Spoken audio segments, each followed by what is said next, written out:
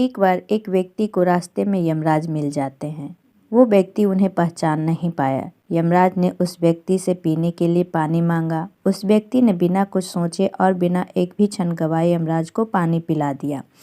पानी पीने के बाद यमराज ने उस व्यक्ति को बता दिया कि वो उसे प्राण लेने के लिए आए हैं, किंतु उस व्यक्ति ने यमराज की प्यास बुझाई है, इसलिए उन्हें अपनी किस्मत बदलने का एक मौका देते हैं।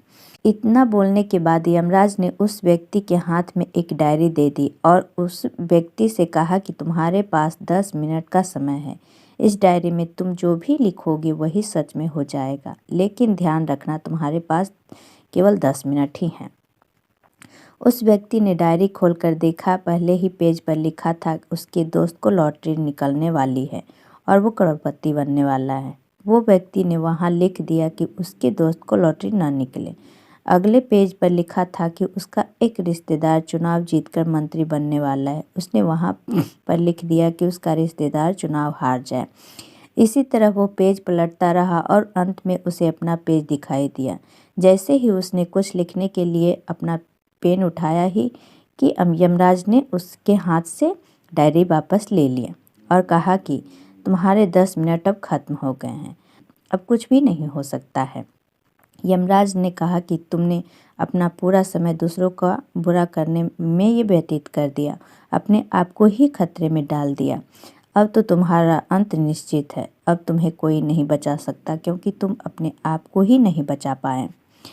यह सुनकर वह व्यक्ति बहुत पछताता है, लेकिन अब पछताने से कुछ नहीं हो सकता, क्योंकि अब सुनहरा मौका उसके हाथ से निकल चुका था। इस कहानी से ये सीख मिलती है कि अगर भगवान ने आपको कोई शक्ति दी है तो कभी किसी का बुरा ना सोचें और ना ही किसी का बुरा करें। दूसरों का भला करने वाले सदा सुखी और दूसरों का बुरा करने वाले सदा दुखी रहते हैं।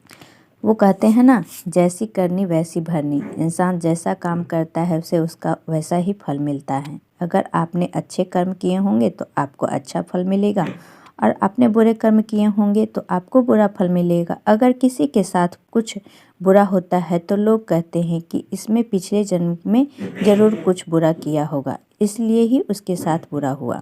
और अगर किसी के साथ कुछ अच्छा होता है तो लोग कहते हैं कि इसने पिछले जन्म में ज़रूर कुछ अच्छा काम किया होगा, इसलिए इसके साथ आज से अच्छा हुआ।